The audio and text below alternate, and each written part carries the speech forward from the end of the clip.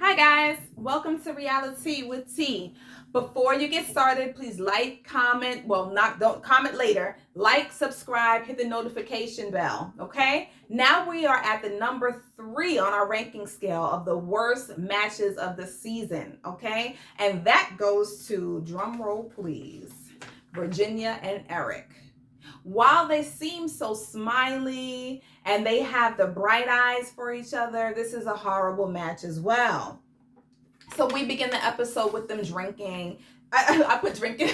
Drinking at the picnic. She put a picnic together for him, which was very nice. Remember, everybody's celebrating the 1 month anniversary. So she put a picnic together for him. But as soon as they sit down, the first thing she says is, all right, let's get the drinks popping. And he's kind of like, okay. He doesn't really bother her too much about it. He kind of thinks it's funny, at least on camera, but I think that there is an issue. You know what I mean? Everything that they do, doesn't matter what time of the day, she needs to start with a drink. You know what I mean? I think that's something she needs to face, because you can see it. You can kind of see it in her skin. You can kind of just, that it's affecting her. She drinks a lot and it's nonstop. You know what I mean? And I think that is, maybe that's her coping mechanism, but that's something that she needs to sit down with and kind of think about and maybe work with somebody on.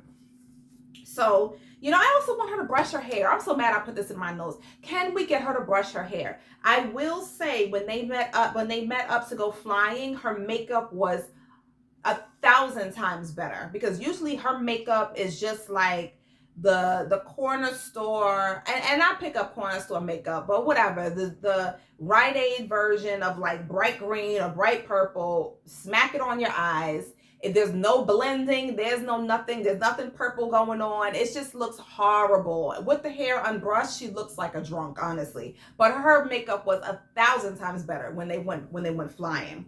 Either way, they talk about how do they feel about living together. And here comes Erik. I've done it before. All right, we know you've done it before. We don't want to keep hearing about it, okay? I cannot stand that person who's done something before and they, every time you go somewhere do something, oh, I did this before. This means nothing. This means nothing.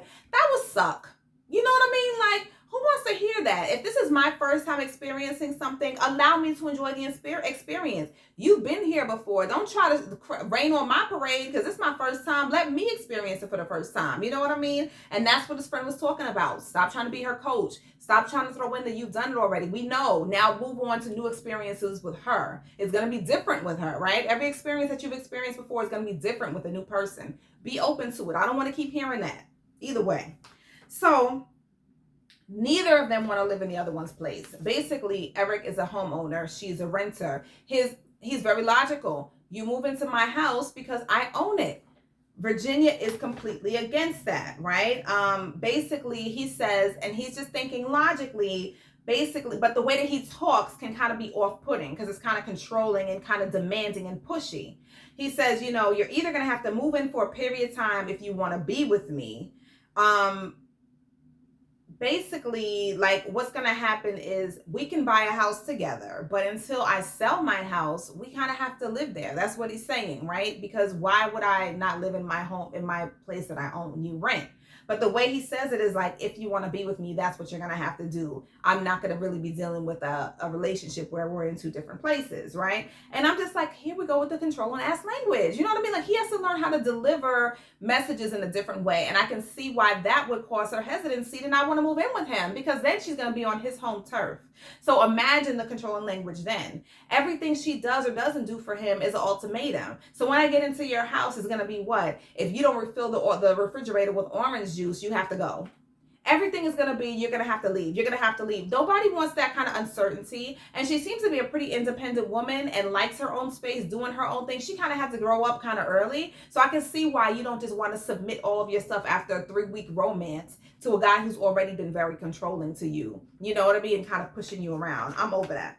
So, he feels like she's kind of getting scared. He doesn't want her to get scared and run off like she's done in the past. But the thing about it is your language and the way that you're treating her would make her get scared and run off. I can understand she doesn't want to commit to something, so I'm kind of going to avoid it. I'm going to leave. But this is a big reason why you would scare her off. If you're telling me I'm going to have to move in, if I don't do this, we can't be together. Like, that's not how you do it. There needs to be some kind of compromise. You know what I mean? So, he's trying to say it makes more sense because I own. And the way he's talking to her, he starts talking with that cadence when it's like, I own the house. It makes more sense to do this. And when he was talking, I was thinking, why is he talking to her like she's a 3-year-old, right? Luckily, she's smart enough. She calls him on it, right? And he gives her the ultimatum. Basically, he's like, you can come here or you can go somewhere else. So number one, if I don't listen to you talk to me like I'm a 3-year-old, then I can just keep on doing what I'm gonna do without you. You know what I mean? Like, I don't know. I understand where she's coming from. Moving in to his home turf with that type of language, that's kind of scary, right? So either way, he takes her to his own private hangar. And I'm trying to figure out, is this like a hangar that he bought? Like he has a private plane. I think he has like a few cars in there. I'm like, okay, Erik is doing well. You know what I mean? So, and it's nice. And they ate in there. It was really nice. So he has, they look at the wedding album again. And I put another comment about the makeup. Her makeup looks nice, right? So he takes her on a flight on like his prop plane, which is like a 2-seater, which I prayed for her. You know what I mean? I went to a camp one time and we got into a prop plane that had like 4 or 6 seats. But I was a teenager then, like I was a young kid. I was like 12. I don't even know if my mother signed off on that, but okay. I just know I had poison ivy all over my face, which is a horrible experience.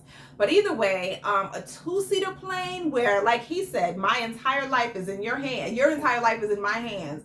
I don't know if I can do it, baby, because there's too many accidents in those little planes. But, do what you do. I guess it was a nice experience and it was romantic. So, they sit to eat. Of course, she says, pop the bubbly. We're going to drink first.